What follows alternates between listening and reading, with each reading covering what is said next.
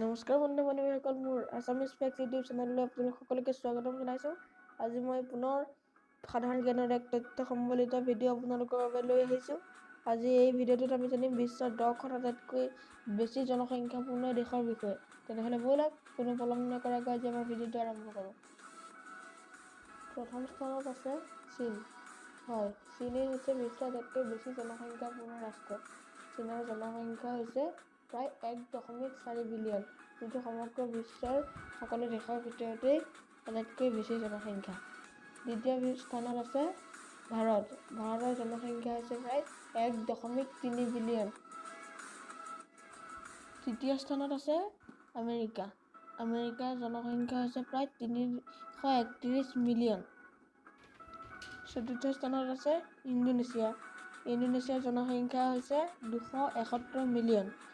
তেনেহ'লে আগবাঢ়ো পঞ্চম স্থানলৈ। পঞ্চম স্থানত আছে ব্ৰাজিল। ব্ৰাজিলৰ জনসংখ্যা হৈছে 215 মিলিয়ন। তেনেহ'লে ব'লক ষষ্ঠ স্থানলৈ আগবাঢ়ো। ষষ্ঠ স্থানত আছে পাকিস্তান। পাকিস্তানৰ জনসংখ্যা হৈছে 205 মিলিয়ন। ব'লক তেতিয়াহ'লে সপ্তম স্থানলৈ আগবাঢ়ো। সপ্তম স্থানত আছে নাইজেৰিয়া।